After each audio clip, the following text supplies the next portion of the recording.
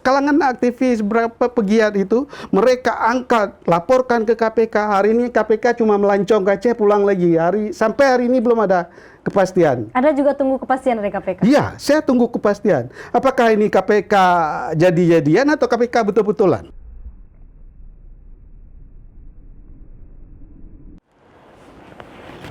Assalamualaikum warahmatullahi wabarakatuh. Rakan lon tamu pehtem lom uronyo ba edisi hameh uronyo pemirsa rakan lon di edisi 15 Juli 2021 ke episode ke-56. Kamu preh ditunggu pastinya yang belum subscribe, komen-komen yang positif dari Anda untuk membangun pehtem.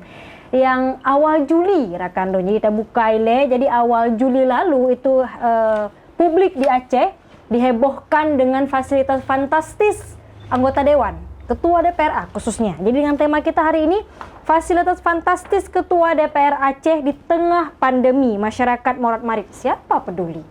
Karena memang, rakan lon, uronyo pandemi, dengan kondisi kita masih tertatih-tatih membangun ekonomi, apalagi kondisi serba dibatasi. Kita kutip kemudian dari Sistem Informasi Rencana Umum Pengadaan (APBA) di tahun 2021, beberapa barang yang kemudian fantastis sekali harganya. Harga gorden Rp198.120.000. Lalu kemudian ambal yang harganya sampai mencapai 140 juta. Waduh, ini luar biasa sekali. Terus kemudian ada meja rias, kaca rias bersama itu juga ada sekitar 52.606.351 dan beberapa lainnya memang harganya fantastis. Kita akan bahas ini bersama Dr. Taufik Ar-Rahim, SEMSI selaku akademisi UMUHA. Assalamualaikum Pak Taufik. Waalaikumsalam warahmatullahi wabarakatuh. Terima kasih kan riwang lom pehtem. Sudah kembali ke pehtem Pak. Sehat sabi. Sehat sabi dengan kondisi yang ada Pak. Sehat-sehat selalu, doa kita saya pastinya. Buka masker juga. Silakan Pak. Jadi Pak Nyo, tamu pehtem kali tentang fasilitas yang sedang heboh Pak di awal Juli lalu. Fasilitas-fasilitas luar biasa harganya, khususnya dari rumah dinas Ketua DPRA. Pak Taufik melihatnya seperti apa? Saya melihat bahwa ini ada falasi polisi daripada pemerintah Aceh dan pemerintahan Aceh. Artinya bahwa sistem anggaran yang diberlakukan itu tidak pro rakyat sama sekali. Tidak pro rakyat? Tidak pro rakyat sama sekali. Nah, persoalan fasilitas yang diberikan kepada Ketua DPRA, ini saya pikir budgeting trap yang dilakukan oleh ASN, birokrat, yang mungkin saja pada saat awal, saya sudah curiga pada saat beliau baru dilantik, diangkat jadi ketua, itu saya melihat bahasa tubuhnya ini orang ini bukan strong leader. Atau sasar apa kekecewaan Anda? Hanya dari mimik dari karena saya nampak beliau itu bukan strong leader, mudah digiring oleh ketentuan atau kepentingan politik dan keinginan birokrasi serta ASN yang ada di Aceh. Artinya kemudian Ketua DPRA digiring untuk mendapatkan fasilitas ini. Iya. Pada tahap awal mungkin tes water dulu kan, cek ombak juga kan. Mungkin kalau sekali sudah tembus, mereka mainkan terus itu. Dalam sistem anggaran yang dipraktekkan di Aceh dan di seluruh Indonesia, ini sangat tidak pro rakyat sama sekali. Artinya bahwa sesudah dia diangkat menjadi ketua DPRA, itu lifestyle-nya berubah. Jadi behavior of perilakunya juga sudah berubah. Jadi hedonistik. Awalnya gimana lifestyle-nya? Mungkin sederhana. Dia sebelumnya kan pengganti antar waktu, periode sebelumnya. PAW. Ternyata diangkat lagi, ada perebutan antar anggota DPRA dari koalisi Aceh Bersatu itu, ternyata jatuh ke dia. Dan saya lihat, baru dia diangkat, saya pernah satu forum dengan dia.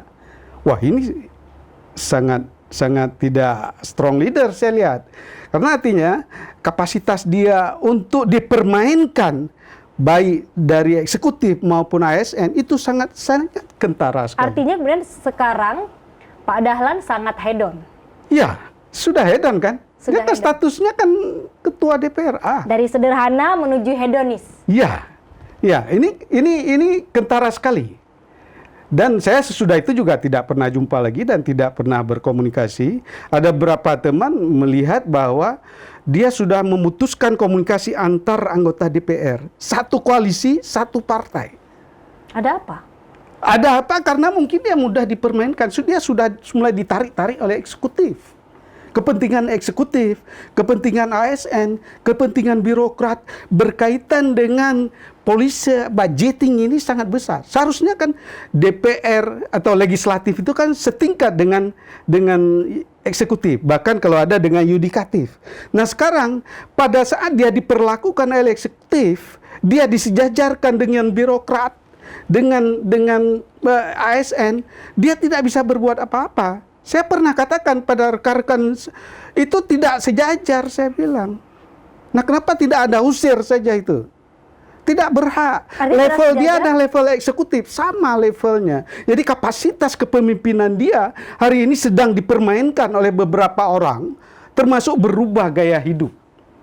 Jadi menjadi konsumeristik ya, dan lain-lain sebagainya. Ini bukti. Pak Taufik, Ya. ini banyak sekali kemudian itemnya. Ya. Ini item rumah-rumah dinah, item Ya. aso rumah dinah. Iya, iya. Kita sudah sangat paham kerja-kerja ASN. ASN itu sudah lebih 15 tahun kerjanya kotak-katik itu. Ini digiring. Iya, digiring. Saya tahu digiring. Bang Dahlan digiring untuk mendapatkan ini semua. Tapi kalau dibilang dia tidak tahu itu bullshit. Saya tidak percaya sama sekali. Artinya digiring tapi menikmati. Menikmati. Dia nikmati ini. Apalagi ini kan kesempatan. Dan kebiasaan dari ASN itu. Bahkan kebiasaan dari ASN cerita dengan kita. Dia cerita. Begitu anggaran belanja sudah disahkan, itu mereka tarik uang itu terus. Dia manfaatkan sampai habis laporannya akhir tahun cukup. Nah, sekarang ini sudah bulan Juli. Sudah semester kedua, kuartal ketiga dari anggaran belanja, tapi ini belum ada perubahan. Nah, sebenarnya yang kita harapkan dari legislatif itu bukan saja Dahlan dan semua legislatif itu adalah sebagai penyeimbang dari kebijakan-kebijakan polisi budgeting daripada eksekutif. Penyeimbang. Iya, karena fungsi mereka juga tiga kan. Fungsi kontrol, fungsi budgeting, dan fungsi legislasi. Kontrol, budgeting, dan legislasi kemudian, Pak ya, fungsi mereka. Tapi ada kemudian misalkan yang seperti Pak Taufik katakan tadi, sudah sampai kemudian pertengahan tahun, ini gorden, Pak harga luar biasa, hanya harga Ya, terus 28 juta. kadang memendum hijau, ngencop No, pikir. Saya lagi mikir ini horden seperti apa ya 198 Saya nggak tahu, mungkin sejajar dengan Raja Arab gitu. Jadi bahannya dari emas semua, sejajar dengan Raja Arab. Wallahu alam ya. Ada yang lainnya. Nah, tapi Bang Dahlan, ya Pak Dahlan, Ketua DPRA, kemudian dari Aceh Tren kita kutip meminta maaf kepada rakyat Aceh yang mungkin rasa keadilannya terciderai oleh adanya pengadaan barang dan jasa di rumah jabatan Ketua DPRA. Cukup dengan minta maaf? Saya pikir tidak cukup. Hari ini dia juga tidak pernah membela rakyat. Masa sudah jadi Ketua DPRA Wakil rakyat itu bukan Ketua DPR saja, wakil rakyat. Wakil rakyat tidak membela, gimana ceritanya Pak Taufik? Contohnya seperti rumah duafa dicoret, dia tidak pernah bereaksi sama sekali. Hari ini ada anggaran appendix, dia diam sama sekali. Tidak paham atau apa? Nah, ini kan jadi masalah. Atas dasar apa Bang Dahlan tidak pernah bersuara, Pak Taufik? Mungkin juga sudah menikmati hedonisme ya. Mungkin sudah benak hati, bahasa Inggrisnya benak hati itu. Jadi persoalan rakyat hari ini sedang COVID, dia menikmati fasilitas ini. Apakah rakyat tidak perlu? Rumah duafa itu, apakah orang miskin tidak kena COVID? Mungkin saja karena banyak makan air jahe, nggak ada masalah kan? Atau banyak gerak. Nah, demikian juga dengan appendix. Nah, apakah dia tidak ngerti sistem anggaran? Yang mengesahkan anggaran itu kan DPRA. Nah, masa dia tidak tahu sampai 1 miliar lebih? Apa beli bakwan silap makan 1 lebih? Bilang sama orang kantin nyoka lebih tak boh bawang ke baju ketua kita cara kita aja yang ke pengalaman Pak. ya. Kemudian ada lagi Pak, dari kita kutip dari readers.id ya, saya akan menolak nih kata Pan Dahlan, apalagi ini sudah jadi polemik dan saya juga merasa tidak membutuhkan itu. Ini kalau ditolak sekarang ditolak itu kan sudah 6 bulan pengesahan anggarannya, sudah 6 bulan 6 bulan pengesahan anggaran jadi, sudah bocor keluar. Kok ditolak 1 miliar lebihnya akan kemana? Kembalikan lagi uang itu. Nah sekarang uang itu pasti sudah ditarik oleh para ASN, sudah ditarik ya, jadi akan beli gorden 198 itu akan dibeli atau kemana Pak? Nggak tahu, mungkin sudah dibeli atau tidak dibeli, kita nggak tahu karena kita tidak lihat bukti. Nah minta maaf itu wajar. Anggap saja sudah silap. Sama juga seperti kita silap makan bakwan lebih 1. Nah, apakah 1 miliar itu silap? Sementara yang tanda tangani anggaran itu juga Ketua DPRA.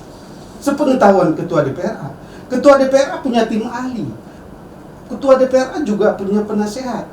Sementara dia kalau bergerak dengan sendiri dan tidak kompak dengan semua anggota DPRA, termasuk yang satu partai, satu koalisi, inilah kejadiannya. Mudah digiring, mudah ditarik-tarik. Tapi Pak Dahlan juga bilang begini, dirinya juga tidak pernah ditanyai soal apa keperluan yang dibutuhkannya, dan kemudian dan disiapkan sebagai penghuni rumah dinas itu. Jadi kemudian tidak pernah ditanyai Pak Taufik. Kemudian memang beliau mengakui memang beberapa minggu yang lalu ada orang yang datang ke rumah kemudian mengabarkan akan melakukan pekerjaan untuk pemasangan wallpaper dan karpet. Waktu pengesahan anggaran dia nggak lihat, nggak baca. Baik, balik ke pengesahan anggaran. Pengesahan anggaran dia ikut mengesahkan. Semua anggota DPRA juga ikut mengesahkan. Artinya Ketua DPRA tahu tentang anggaran 1 miliar. Kalaupun dia tidak baca, dia kan punya tim. Punya tim yang memeriksa seluruh anggaran itu. Makanya kadang-kadang rakyat itu kecewa kepada elit Aceh ini karena berubah cara perilakunya sudah berubah. Jadi tingkat kepercayaan rakyat hari ini seharusnya ada pada DPRA, ada kepada Ketua DPRA. Hari ini distrust pada elit dan pemimpin Aceh itu besar ya. Distrust. Iya, orang tidak percaya. Kehilangan kepercayaan. Iya, ini jadi masalah sebenarnya kan. Apakah dia mau naik lagi akan datang? Anda juga sudah punya catatan. Anda juga doktor politik Pak. Kalau kita kaji dari segi akademisnya kemudian distrust ini kemudian dengan kondisi yang ada, dengan permintaan maaf, apa kemudian kemana arahnya kita? Rakyat mau tidak jawab maaf ya terserah saja. Karena rakyat hari ini sudah apatis dengan melihat perilaku. Jadi, sudah di tingkat apatis. Sudah tingkat apatis melihat perilaku. Nggak ada yang bela lagi rakyat hari ini. Banyak kepentingan rakyat di tengah berhadapan dengan COVID-19 yang katanya demikian ganas. Hari ini yang tertinggi Indonesia dan Aceh juga tinggi, masuk zona merah Banda Aceh. Sudah PPKM juga? Sudah PPKM juga. Itu kan sesudah dia jatuh tertimpa tangga. Nggak boleh berusaha. Jam 5 sudah tutup katanya. Tapi saya lihat nggak tutup juga. Jam 9 Pak? Jam 9 malam. Kalau yang jualan mulai jam 5 tolak gerobak, ya, bisa bayangkan jam 6 baru mulai menghidangkan. Kalau yang bakar martabak baru 1 kali balik, ya, itu jam 9 harus tutup. Berapa yang laku? Ya selama ini mereka juga tidak laku. Mereka tidak minta uang pada wakil rakyat dan tidak minta uang pada pemerintah Aceh. Artinya tidak ada yang peduli Pak? Ya, jadi artinya secara ekonomi stimulus yang harusnya menumbuhkan perekonomian di Aceh ini hari ini juga tidak berlaku. Uang beredar juga tidak ada. Inflasi di Aceh itu minus 0,25%. Artinya uang beredar tidak ada. Daya beli masyarakat juga tidak ada. Karena uang tidak dipegang oleh rakyat. Nah, kalau proyek-proyek ini siapa yang pegang uang? Elit kan? Mereka nggak belanja di pasar kaki lima. Kita tahu jadi uang dia nggak beredar juga di Aceh. Hanya ablo gode pasar Aceh.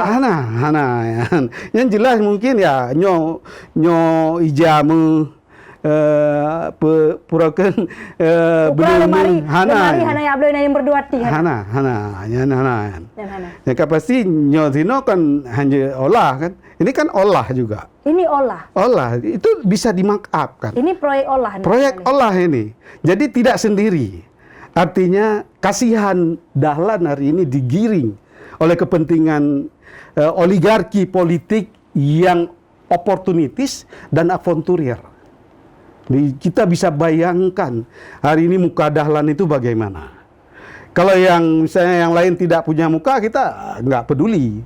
Hari ini rakyat menjerit, hari ini rakyat perlu makan, hari ini rakyat tidak dapat kompensasi daripada COVID-19 karena dirubah-rubah kebijakan dan aturan karantina itu, tidak dipakai undang-undang pengkarantinaan, dipakai istilah PSBB, PPKM mikro. Itu sekedar untuk menghindari daripada kompensasi seperti di negara lain. Negara lain begitu dikatakan lockdown, nah kalau tidak ada makanan, bendera putih main kan, artinya nggak ada makanan lagi di rumah itu, tidak cukup makan.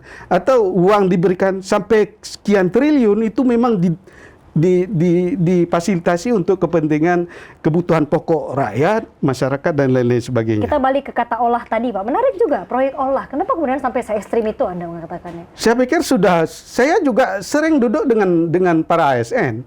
Bahkan ada level tertentu, baru tingkat 2. Dan di level tertentu di tingkat 1 sebagai pejabat. Artinya tingkat 2, tingkat 1 itu? Tingkat 2? Ya mungkin lebih rendah daripada tingkat 1. Tingkat 1 di sini siapa? Ya seperti yang ikut menentukan kebijakan atau public policy terhadap budgeting itu. Itu per bulan ratusan juta, itu katanya halal. Saya juga terkejut, halal katanya. Nah, sekarang per bulan sekian ratus juta itu untuk apa, Pak? Dapat uang masuk, belum lagi yang gratifikasi, itu halal. Halal katanya. Saya juga yang halal itu apakah bukan yang sesuai dengan SK? Diperbanyak SK katanya. Siapa yang bilang, Pak? Ada, saya nggak perlu bilang. Dari unsur apa? Dari unsur ASN. Dari ASN? Dari ASN. Dan ada yang sudah pensiun pun. Jadi cerita-cerita itu kita duduk saja dengar. Jadi saya duduk dengan mereka, saya juga duduk dengan tukang beca. Bayangkan tukang beca, kadang-kadang jam 12 siang, jam 3 siang. Pak, anak menumpang, 20 ribu ya anak menumpang. Gimana? Balik ke uang ratusan juta tadi, Pak. Dari ASN kemudian. Iya. Itu jadi halal. per tahun dia bisa dapat miliaran. Itu katanya halal. Saya juga bingung halal dari mana. Tapi mungkin ya dia olah-olah seperti itu. Belum lagi yang gratifikasi, belum lagi yang korupsi dan lain sebagainya. Dia diakui itu belum lagi yang haram, Pak. Itu baru yang halal. Saya terkejut juga, ratusan juta per bulan itu halal. 1 tahun bisa 1,5 atau 2 miliar lebih. Itu yang dapat uang itu saja, itu dianggap halal dan merupakan gaji dia, pendapatan dia. Saya juga heran, pantas saja mereka berebut. Artinya ASN yang bukan ASN cilet-cilet ini, Pak, kalau bicara. Oh, bukan. Itu yang cleaning service itu kan kontrak aja. Yang cewek bagian nantar surat, bagian ketik surat itu belum lagi kena marah tiap hari kan. Makanya berebut, begitu sekian tahun dia harus dapat jabatan, Bapak. Berarti artinya orang-orang pemegang jabatan di ASN. Ya. Kita akan lanjutkan nanti, Pak Taufik. Ya. Menarik juga ini. Ada juga bilang tadi. Saya baru dapat info itu. Kasihan Dahlan. Itu menarik. Ya. Kita akan lanjutkan nanti ya, Pak Taufik. Ya. Kita lihat dulu yang mau lewat. Berikut ini. Jangan kemana-mana. Jangan pindah channel dulu. Rakanlun, PTM. Kita masih akan kembali setelah yang satu ini. Allahu Akbar. Assalamualaikum warahmatullahi wabarakatuh. Allahu Akbar, Allahu Akbar, Allahu Akbar. Saya Nasrun SH, Vice President Humas PT Pupuk Iskandar Muda, mengucapkan selamat Hari Raya Idul Adha 10 Zulhijjah 1442 Hijriah. Dengan kondisi pandemi COVID-19 tidak menghalangi semangat kita untuk berkorban menjadi pribadi yang semakin bertakwa. Wassalamualaikum warahmatullahi wabarakatuh. Allahu Akbar. Baik, terima kasih. Kita kembali lagi. Ada kata-kata menarik tadi di awal dari kata Pak Taufik. Kasihan Dahlan dipermainkan. Nah, kenapa Pak Taufik? Apa dia sadar? Karena dia begitu jadi ketua DPRA, senang kan? Sementara ada beberapa kawan-kawan dia tinggalin terus, termasuk orang-orang yang separtai dengan dia. Saya juga dengar cerita dengan teman-teman separtai. Hanya mereka cerita kecewa saja kadang Pak Taufik, kemudian PTM cik kadangan. Kalau PTM dia kan tidak menunjukkan kekecewaan dengan Dahlan. Termasuk partai-partai lain satu koalisi juga. Artinya apa? Pernah DPRA melakukan interpelasi. Chongjong istilah bahasa Inggrisnya. Kacau jo, nggak ada kejelasan kan. Sudah diangkat berbagai persoalan. Hari ini anggaran belanja Aceh ini terus menuai persoalan-persoalan, baik diketahui oleh publik maupun yang disembunyikan oleh pejabat. Banyak juga yang disembunyikan. Banyak. Dan mereka sudah sangat pintar. Saya katakan ada yang sudah 15 tahun, 20 tahun, 25 tahun jadi ASN. Kerjanya kotak-kati itu. Nah, kalau kita lihat bahwa sistem, kalau beberapa kali mengatakan bahwa public policy itu merupakan kompleksitas dari kekuatan politik, baik eksekutif maupun legislatif. Ada juga yang mengatakan itu sebagai policy making dan policy scholar daripada para politisi. Nah, sekarang para politisi, Dahlan ini kan politisi, eksekutif itu juga politisi. Kalau yang ASN yang membantu eksekutif dan legislatif itu, mereka kadang-kadang berpolitik, mereka juga tidak netral. Ini yang mereka memanfaatkan kesempatan dapat jabatan itu untuk memperkaya diri. Tidak mengherankan mereka merampok uang rakyat. Ini kan uang rakyat. Sampai bahasa Anda merampok uang rakyat. Iya, itu kan bukan hal yang tabu lagi sekarang ini. Kalangan aktivis berapa pegiat itu mereka angkat, laporkan ke KPK. Hari ini KPK cuma melancong ke Aceh, pulang lagi. Sampai hari ini belum ada kepastian. Anda juga tunggu kepastian dari KPK? Iya, saya tunggu kepastian. Apakah ini KPK jadi-jadian atau KPK betul-betulan? Itu juga rakyat semua menunggu ini. Kadang-kadang kita tanya, "Kiban Pak Tanyan?" Kami doa mendang benar jadi cuk baje baru pahana takalan tu Baje kuning. baje oren.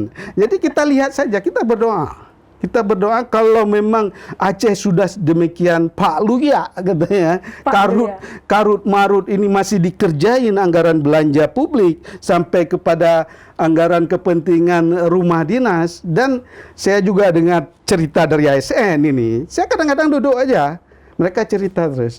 Akhir tahun ada yang pejabat publik yang jujur, dia tidak akan bawa pulang. Yang tidak jujur dibawa semua. Kalau dia datang dengan baju sekian koper, dia pulang dengan baju itu, baju koper itu dia bawa lagi. Artinya masih ada harapan yang jujur ya Pak? Ada yang jujur itu. Kita berharap juga, kita berdoa. Hati rakyat juga. Hati kita, Pak. Di tengah kondisi yang ada. Iya, ini kan artinya kita berharap ada yang jujur, banyak yang jujur. Yang hari ini diantara mereka juga banyak yang kecewa. Di ASN juga ada yang kecewa. Proporsinya Pak, kalau Anda lihat, kalau Anda dengar. Kalau yang sudah mencapai level pejabat itu ya. Lebih banyak mana jujur dan tidak? Banyak yang tidak jujur. Yang jujur pasti tidak akan naik ke atas. Itu ada sistem yang malah tidak naik ke atas. Ada sistem yang mengaturnya. Kadang-kadang ditanya, Duno, sekian aturan, ada adat lah umpamanya, peng adat, pengnyo, pengje, itu berani bayar tidak? Ya, untuk kabit aja sekian, untuk kabit itu sekian, apalagi untuk selevel eselon 2. Jadi eselon 4, eselon 3 aja sudah harus ada adat itu. Tidak semua Pak, tidak semua kabit, kabak dan eselon 3. Iya, tidak mulus untuk naik ke atas. Tidak mulus untuk mulus naik ke atas. Nah, itulah yang kembali saya katakan tadi. Dahlan itu kasihan dikerjai oleh ASN. Dahlan juga kaget Pak. Di sini Pak ya, boleh lah, kita kaget lah saat mengetahui hal tersebut. Secara manusiawi kita anggap ya nyoka kaget berarti kajaga. Kan sudah sadar artinya. Apakah nanti diulang lagi? Anda mengartikan kaget itu kajaga, sudah tersadar. Tersadar karena diangkat oleh para aktivis kan. Ada yang anggaran yang bocor lewat sirup. Selama ini kan informasi publik itu sangat sulit kita dapatkan tentang anggaran. Nah, hari ini sudah semester 2, seharusnya pemerintah Aceh sudah bicara tentang APBAP 2021. Hari ini kita tidak dengar apa-apa. Nah, siapa yang tidak mengerti sistem anggaran hari ini? Kalau ASN ini tahu dia, nanti sudah terdesak 1 minggu, 2 minggu lagi, ya seperti itu tadi. Tidak terbaca lagi. Lagi-lagi Anda menyebutkan ASN berarti ASN Pak di sini. Ya, yang mempermainkan Dahlan ini ASN. Dia dijebak. Makanya saya katakan tadi budgeting trap. Jebakan ini, pertama dia tes dulu. Itu sudah apa katanya? Common sense ya, apa sudah lazim dilakukan oleh ASN. Ya, mereka lakukan itu. Nah, kalau not strong leader, maka ini mudah sekali mereka masuk. Bukan leader yang kuat. Iya. Ini akan masuk. Mudah sekali. Artinya mereka. Pak Dahlan dimainkan oleh ASN. Ya, dan Pak Dahlan sekarang sadar. Nah, nggak tahu nanti berulang lagi seperti keledai juga kan. Itu masalahnya. Nanti ulang lagi. Karena apa? Tuntutannya sudah semakin banyak kan. Apalagi ini menjelang depan pilkada, menjelang pemilihan legislatif ulang lagi, sudah perlu. Inilah oligarki politik yang berlaku, sistem oligarki politik yang berlaku di Indonesia ini menjebak beberapa politisi. Itu yang terjadi hari ini. Iya. Jadi beberapa pakar juga sudah mengatakan bahwa sistem anggaran itu kan hari ini ada top down dan back ya, top down dan bottom up. Button up. Oke. Jadi itu menuntut ada partisipasi masyarakat. Ujungnya ke situ, tapi partisipasi masyarakat tidak sepenuhnya dilakukan 1 miliar lebih kemudian Pak tidak diinginkan lah oleh Pak Dahlan. Dan ini apa bisa dikembalikan? Tadi Bapak menyebutkan juga Kalau dia berani rumah duafa Bapak. dicoret. Itu anggaran 2020-2021 kan dicoret rumah duafa. Janjinya 60.000 rumah, setiap bulan setiap tahun 3.000 lebih. 5.000 no dialihkan. Oh, cukup banyak bisa untuk rumah duafa. Bisa ke situ? Oh, nggak bisa kan? Nggak bisa Sekarang karena sistem anggaran hari ini itemnya itu tidak mudah dirubah. Itu ada namanya nomor rekening. Maka usulan anggaran itu masuk ke Bapeda, Bapeda naikkan ke Tapa, Tapa itu nanti mengonsep. Itu jalurnya Pak ya? Iya, Oke, mungkin kita bisa ulang Pak untuk rekan Lon tahu. Jadi jalur anggaran sekarang harus diplotkan di awal tahun. Ya, sebelum awal tahun Sebelum itu. awal tahun. Ya, Oke. misalnya Terus kita mau untuk anggaran 2021. 2022. 2022. Hari ini sudah dimasukkan mulai dari kampung, kecamatan, kabupaten, dan itu kan ada itu yang seharusnya diperjuangkan oleh dan itu anggota legislatif. Dibawa ke Bapeda, Bapeda menetapkan nomor-nomor rekening dan menetapkan nanti digodok lagi ini layak tidak, coret dulu jadi prioritas atau tidak, baru masuk ke Tapa. Tapa membuat konsep secara keseluruhan itu dibawa ditandatangani oleh gubernur, dimasukkan ke DPRA untuk jadi pembahasan. Apakah cukup 1-2 hari? Tidak. Nah, itu kan harus sudah digodok. Nah, sekarang yang seperti itu tidak dilakukan secara sistematis oleh para politisi kita. Ada yang pincang juga di sini? Ada. Mereka tidak paham. Kalau ini kan mereka sudah kerja rutin. Mereka lakukan tiap tahun seperti itu. Nanti ada musrenbang, RKA dan seterusnya, baru dibawa ke DPRA. DPRA mengesahkan. Masa Ketua DPRA tidak tahu kalau ada pengesahan anggaran yang timpang seperti ini? Sudah sering diingatkan oleh hati-hati dengan permainan-permainan anggaran ini. Baik. Ya. Artinya kalaupun ini tidak digunakan 1 miliar lebih katakan Pak, itu tidak bisa dialihkan. Tidak bisa dialihkan, ya paling dia buat saja surat dibatalkan. Jadi silpa kan. Jadi silpa ya, kalau tahun depan mau dipakai jangan pakai untuk itu, ya pakai aja untuk rumah duafa atau bantu fakir miskin. Itu harapan kita semua. Iya, supaya ya harapan sebuah negara itu kan the well of nation. Jadi kesejahteraan untuk masyarakat. Nah, sekarang saya buka tadi, saya katakan bahwa sistem anggaran kita tidak pro rakyat. Hari ini memang rakyat sudah tahu tidak pro rakyat anggaran itu. Nah, sekarang kalau rakyat mau makan, mau hidup, mau beli rumah, mau beli kendaraan, usaha sendiri. Tidak ada stimulus yang diberikan oleh pemerintah membantu rakyat dengan kebijakan juga. Membantu rakyat itu dengan kebijakan. Makanya kalau kita lihat di negara orang, di negara tetangga, itu rakyat bisa memang uang itu diplotkan untuk rakyat yang untuk rakyat. Nah, Pak, bansos COVID. Bansos COVID. Bansos COVID yang 60.000 paket itu berapa ribu yang beredar? Berapa bulan? Dari Banda Aceh, dari Dinas Sosial di Provinsi itu ke Aceh Besar aja 3 bulan lebih baru sampai. Berapa jauh kilometernya antara Banda Aceh? Prosesnya panjang. Jadi Prima jalan, dan yang dari pemanfaatan bansos COVID itu belum apa-apa, pertama sudah tasnya sudah harus direkayasa, udah itu berapa isi beras, berapa minyak, telur dan ikan kaleng, kan cuman itu. Sementara rakyat kan belum tentu butuh itu. dan tidak semua rakyat. Masker juga. Berapa kali pemerintah ada bagi masker setiap orang, berapa penduduk Aceh? 5 juta sekian, 5 juta 38 itu. Nah, kalau satu hari satu minggu 7, sudah bisa dia kali. 1 bulan berarti berapa, Bu? Baik, 1 tahun berapa? Itu kan nggak pernah ada. Rakyat beli sendiri masker. Baik, Pak Taufik. Semoga memang yang kita bicarakan ini menjadi apa ya, Pak ya? Kemudian lebih baik lah kondisinya. Jadi, Pak Taufik, kita udah harus selesai, tapi beri kita angin segar, Pak, di tengah kondisi yang ada. Untuk closing statement juga gerakan. Saya pikir ya ini kan kebijakan yang sudah salah kaprah ya. Kalau Dahlan sudah sadar, ya alhamdulillah, kita berdoa dia sudah terus sadar dan kita peduli, rakyat masih peduli. Tapi harapan rakyat kepada wakil rakyat hari ini juga sudah semakin sirna. Karena apa? Eksekutif memperlakukan rakyat dengan tidak terhormat dan bijaksana, ternyata legislatif yang diharapkan bisa membantu rakyat. Legislatif ini kan baru, pelantikannya 2019, bulan September. Ini mungkin baru merasakan 2 tahun atau lebih sedikit. Kita nggak tahu nanti berganti atau tidak. Kalau kebijakannya apakah pilkada 2022 atau 2024, ini juga akan terjadi persoalan dengan anggaran. Persoalan anggaran setiap tahun akan ada. Nah, ini persoalan anggaran ini jangan sampai selalu para politisi itu terjebak dengan ketidakmampuan, ketidaktahuannya sistem anggaran yang berlaku di Indonesia.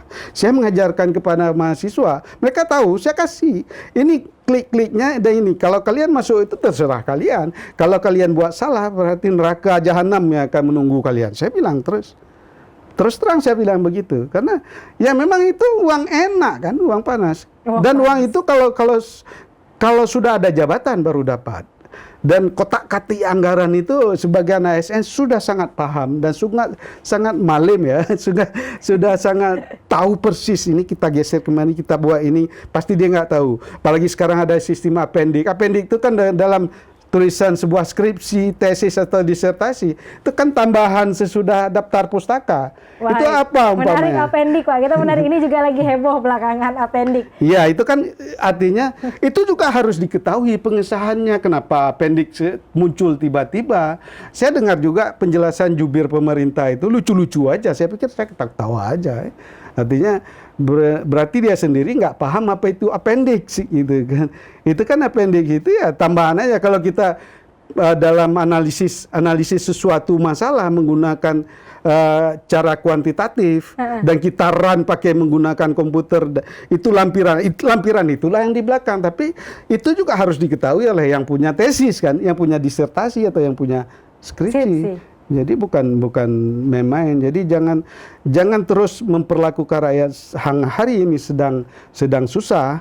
Hari ini rakyat tingkat pendapatannya turun, PDRB-nya Aceh juga turun, dan tingkat pertumbuhan ekonomi turun, inflasi juga rendah. Seharusnya kalau sudah semester 2 ini inflasinya sudah harus di atas 1 atau 2. Tapi ini minus 0,25% secara rata-rata. Hanya beberapa item anggaran barang itu pun hanya beberapa barang yang 1%. Jadi ini sangat menyedihkan dan sangat tidak sehat perekonomian Aceh hari ini. Ternyata ada perilaku elit yang seperti ini karena hedonis. Dia ya nikmati saja kan. Dia nggak tahu. Cobalah duduk dengan rakyat sering-sering gitu. Cobalah sering duduk ya, Pak. Ya, sering supaya tahu keluhan mereka. Baik, pinjam bahasa Pak Topik, kalau kondisi lagi sakit gini mudah-mudahan ya Pak, ini nggak jadilah wallpaper sampai 150 meja. Ya, dia kan harus buat secara tertulis. 140. Bukan melalui statement. Buat secara tertulis. Buat secara tertulis. Oke. Ya, dia tanda tangani, itu sah. Tanda tangan dan ada stempel ketua DPR. Artinya 140 juta, 150 juta itu kita alihkanlah ke rumah doa dan hal yang dibutuhkan oleh masyarakat. Ya, untuk akan datang, nggak bisa beralih begitu saja. Ya, uang itu bisa jadi silpa dimanfaatkan untuk yang akan datang kan. Tapi harus dengan tertulis, jangan statement. Rakyat tidak percaya kalau statement, apalagi rakyat hari ini tidak percaya dengan kata-kata para politisi. Tidak bisa dipegang katanya. Tidak bisa dipegang. Kalau saya bukan politisi kan, cuma belajar ilmu politik dan mengajarkan mahasiswa ilmu politik. Baik. Pak Taufik, terima kasih banyak Pak sudah berbagi dengan kita dengan kondisi hari ini, fasilitas fantastis Ketua DPR Aceh di tengah pandemi. Masyarakat menghormati siapa peduli tanpa kita hari ini ya Pak ya. Iya. Nepi oleh Om Pehtem ya Pak. Insya Allah. Ya, kita bincang lagi. Apa ini tadi menarik, Pak? Iya. Insya Allah. Terima kasih banyak Pak Taufik Ar-Rahim, SMSI, Akademisi Universitas Muhammadiyah Aceh. Terima kasih juga untuk Anda rekan dan pemirsa PTM. Kami tunggu subscribe yang belum, komen-komen yang positif yang membangun. Saya pamit. Wassalamualaikum warahmatullahi wabarakatuh. Sampai jumpa.